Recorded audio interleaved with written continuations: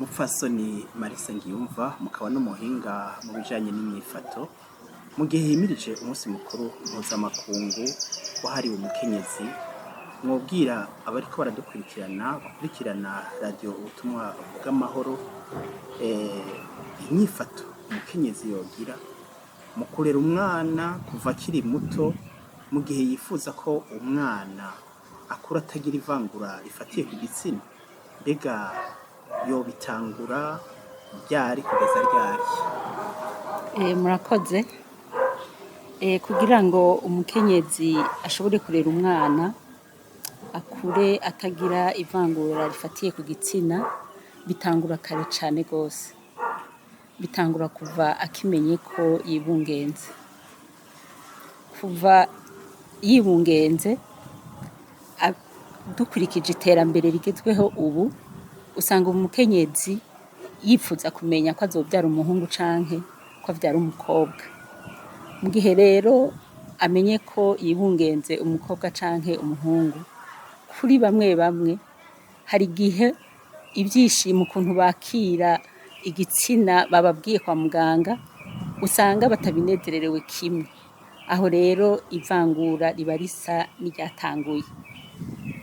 Nko mu gihe hoho yibarutse usanga birushirije kuko n'umubajije imbere ahejeje kumukeza amubaza ati mbe wibarutse iki? Ugasanga ari uwundi yishuye ko yibarutse umukobwa canke yibarutse umuhungu. Rero nko mu mico y'ikirundi y'iwacu benshi cane cane nko mu gihe ari nk'umwana wa mbere hari igihe usanga anezererewe kuvyara umuhungu gusumba kuvyara umukobwa.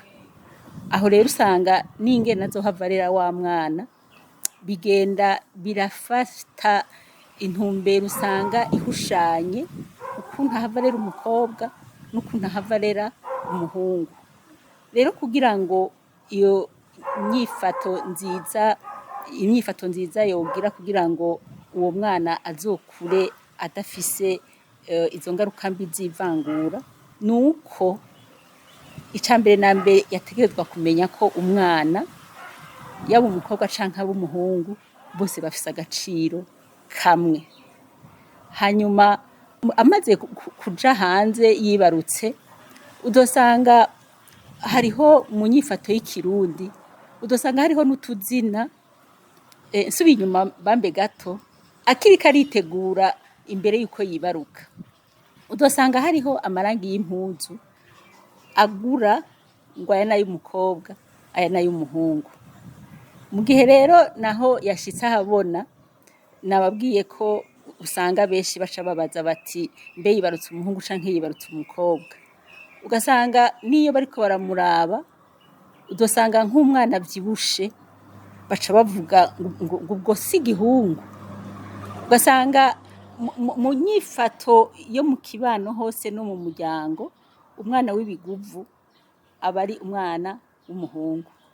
Ukadosanga iyo ari nk'umwana umengo afise akayobe afise akabiri umengo si kanini bagaca bibaza ati ubwo ntiyibarutse umukobwa. Aho rero niyo nyifato yo mu kibano yo mu muryango y'umuvyeyi usanga ariyo yubaka umwana ko ari umuhungu canke ko ari umukobwa. Hariho n'umuhinga yitwa Simone de Beauvoir hari mu 1949 yarabivuze ati buriya umuntu ntavuka ari umuhungu ahubwo aramuba, kandi ni nk'uko umuntu atavuka ari umukobwa ahubwo aramuba. Urumva mu muryango mu kibano nibo bamugira umuhungu canke bakamugira umukobwa. Rero muti inyifato nziza kugira ngo ivyo byose bihagarare nuko umuvyeyi yategerezwa kumenya ikintu gituma umuntu akura agira inyifato y'umukobwa. Rero mugabo intambamyi aho ikibera ni hehe? Usanga umukobwa bamwubaka ntibamushira imbere bakamushira novuga ku ruhara rugira kabiri. Kubera iki? Kuko urabona niyo agiye gukura bavuga ngo kwa kanaka urugo rwitirirwa umugabo, niyo yapfakaye umupfasoni bavuga ngo ni kwa naka. Nivyo byose mugabo biguma biri mu mico ikirundi, kuko naho tuvuga ngo ivangura rifatiye ku gitsina, hariho byose bigenda ari uruhererekane bivanye n'imico yo mu gihugu ingene yubatse. Mugabo rero umwana rero uri kuramurera, urabona iterambere uko rigenda riraba, usanga ubu unye ntidukunda kuvangura ibikorwa by'abahungu n'abakobwa. Bisigura ko umuvyeyi mu kurera umwana yamumenyereza kuva akiri muto, ntahave ngo avuga ati ibi ni ibikorwa by'abakobwa, ibi ni ibikorwa by'abahungu. Mu gihe nk'ubu ubona abantu bateye imbere bagura n'utuntu abana bikinisha, ntiyategerezwa kugenda gucagura ngo utu n'utuntu abana b'abahungu bikinisha canke naho ngo n'utuntu abana b'abakobwa bikinisha, canke umwana w'umukobwa ariko arakina na basaza we ntaheze ngo amwamire ngo urakina ivyonye uri umukobwa. Canke no ku bahungu birashika ugasanga umuhungu ariko arakina imikino mu karere aherereyemwo bafata ko ari imikino y'abakobwa. Ko benshi babigira kubera bataba babizi. Babigira kubera iki? Kubera usanga akwirikiza nawe ivyo aba yarabayemo. Amasosiyete tubayemo niyo usanga afata umwana akamurera nk'umukobwa, akamurera nk'umuhungu. Umwana nawe rero arafise ukuntu avyigenzamwo neza cane, kubera uko akura arakenera ko umuntu amukunda. Muri rwa rukundo rero akenera kunezereza umuvyeyi. Rero umuvyeyi ivyo amusavye kugira ngo akundwe gusumba, aca agerageza kuza arakora nk'ivyo nk'umuhungu aca akora nk'ivyo papa wiwe akunda, umukobwa nawe agakora nk'ivyo mama wiwe akunda kubona akora, kugira ngo agire urukundo rushimirije, yiha agaciro mu miryango. Rero naho mwambajije muti uruhara rw'umukenyezi, umukenyezi wenyene ntavyo yoshobora. Nuko mu muryango twa dukorwa twishi tuhari, umushingantahe n'umupfasoni bashobora kubigabura. Wa mwana agakura abona ko papa ashobora guheza gufungura agakura isahani, akabona ko papa nko ku kazi nk'ababa basirimu ashobora gukura ibirato akabishira aho bigenewe. Ni naho rero usanga umwana akura abona ko atabikorwa bihariwe umwana w'umukobwa canke ibikorwa bihariwe umwana umuhungu. Ahanini nuko umwana yashobora gukura akarorero keza gahereye mu muryango. Yego, nakoze. Mufatiye muri rusangi ku nyifato y'umukenyezi w'umurundikazi, ubona hari akarusho ko kurengera intambamyi zomubuza gushika ku iterambere rirama?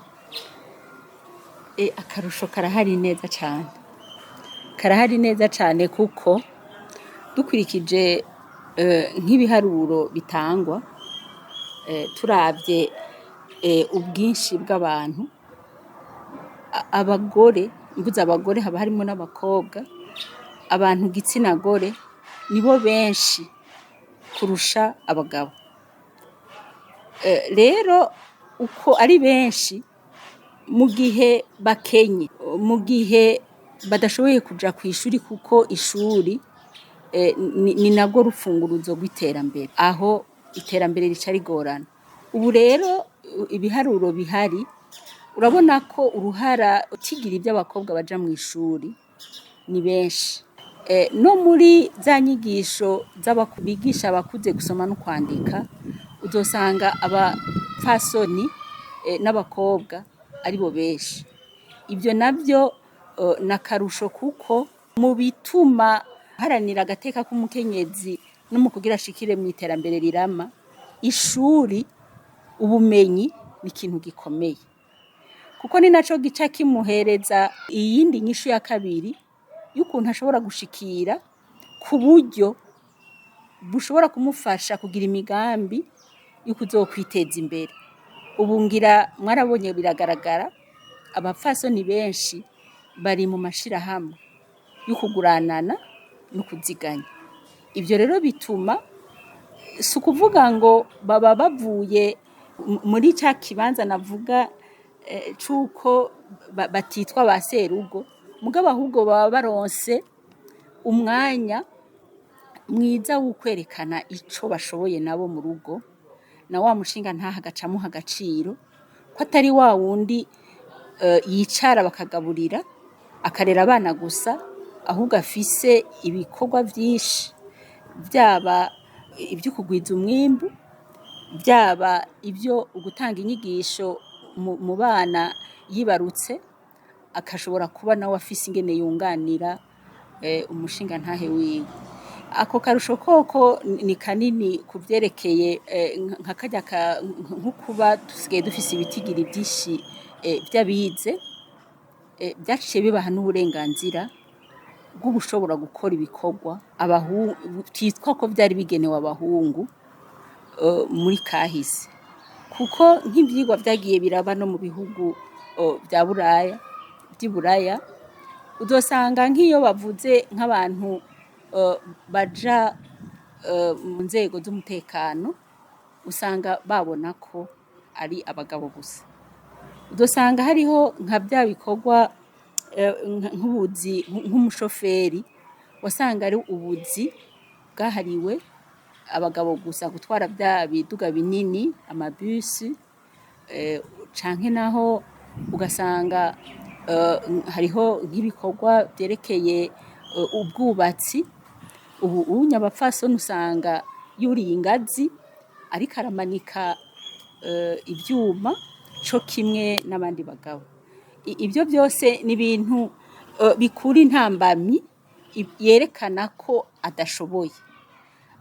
Na wa mugabo yahora yibaza ko umupfasoni wiwe hariho ibyo atoshobora gushikako, iyo nofata ko yari nk'iyindi akarusho kari mu iterambere ryo guharanira ukungana kw'abapfasoni n'abagabo. Mugabo rero hariho n'iyindi ntambamyi bariko baraharanira mugabo batarashikako, ku bintu vyerekeye ubutungane. Aha twovuga nko gutorana. Mu butungane barashobora kuvuga neza bati ibisigi by'umuryango bizogaburwa n'abana bose, mugabo ingene bashobora kubishira mu ngiro kiguma kiri intambamyi.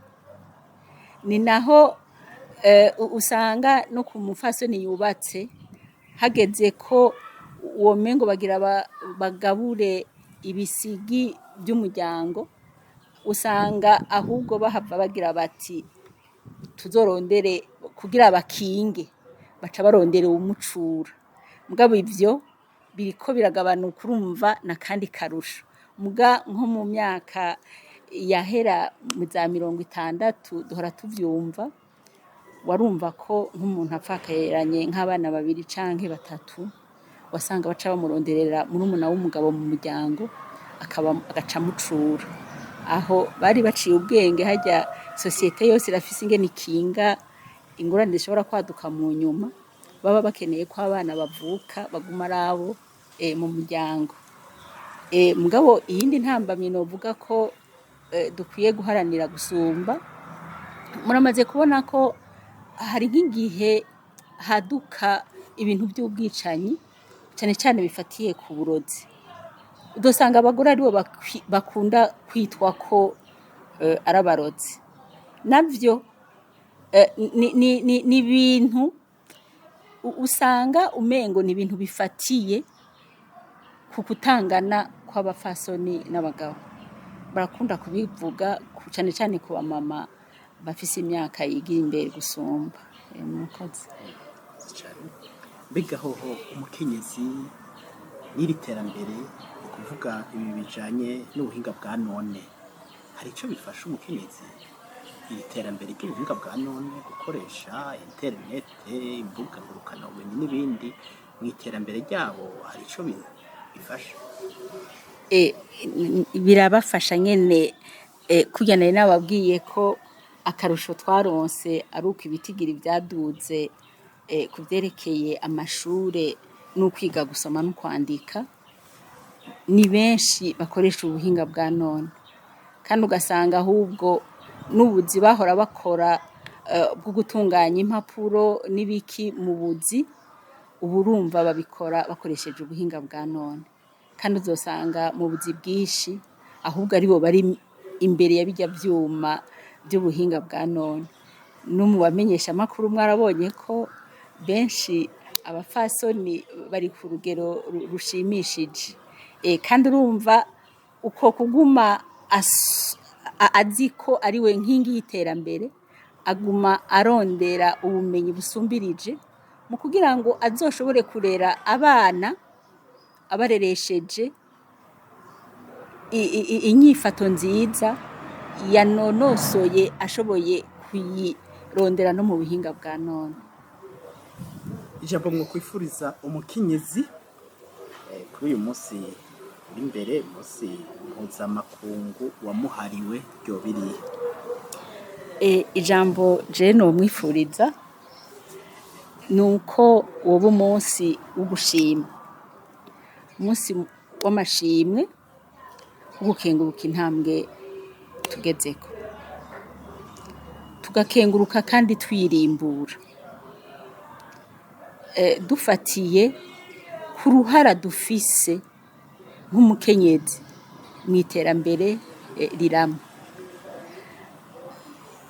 Kugira rero ivyo vyose bishobore kugenda neza, iryo terambere rirama, nuko rwa ruhara rwiwe, uruhara afise ategerezwa kuba nk'icitegerezo,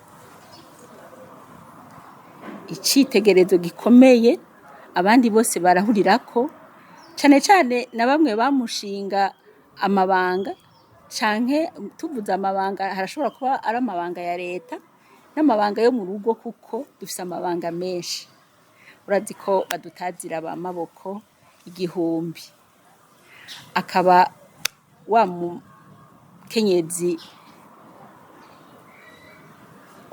uharuye amabanga afise, yaba yo hanze muri politike, yaba y'akazi, yaba y'ubwira imizi, mugabo vyose akabirangura adasiga inyuma indero nziza y'abana, kuko urumva ibyo vyose iriko ko ategerezwa kubikora afatiye kukuntu kuri ca citegerezo ciza, ategerezwa gutunganya ivy'urugo neza, akongera muri ya mirima, ahadufashe nk'umukenyezi mwirimizi, ahanini urabona ni nabo benshi, urabona ni watunganya imirima, niwe yibagara, niwe yimbura, akamenya n'ingene azoza araziganya kugira ngo kazoza ntazohave ari marima, kumwe babivuga mu Kirundi ati se kuri marima wari wararimye.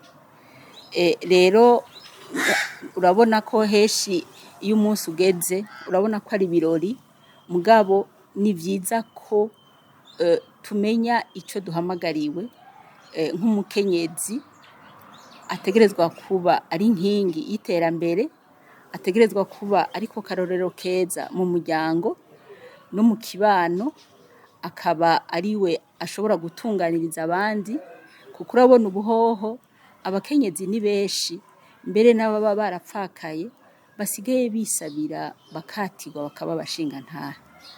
Nuko nk'uwushoboye kuba yarashitse kuri iyo ntambwe aheza akabigendera, akaba umuntu yitugwa n'abandi.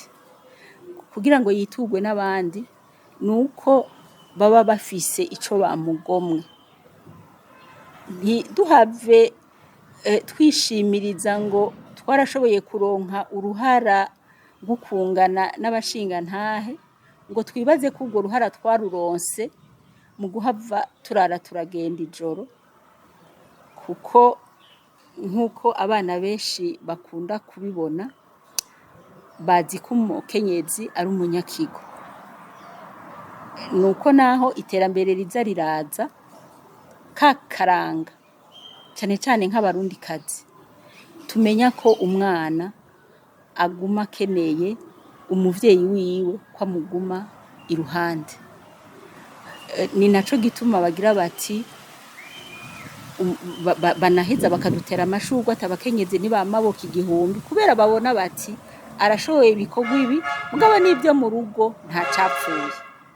Kuko umukenyezi mu rugo niyo afise diplome ntoyi ugereranije n'umugabo niwe usanga ariko arigisha abana. Urumva nk'ico nukuza baramenya ako gaciro bafise kagaca kabahereza ingoga zo kurushiriza kwerekana ko bashoboye koko, na wa mugabo agahava afatiraho kumuha agaciro gasumbirije ko asigaye ari umwunganizi mwiza mu rugo. Urugo ruteye imbere n'igihugu cose kiba giteye imbere, tuba dushitse ku iterambere rirama. Murakoze cyane, reka tubashimire ku kiganiro mushikirije kuri radio Ubutumwa bw'Amahoro no ku mbuga za radio Ubutumwa bw'Amahoro.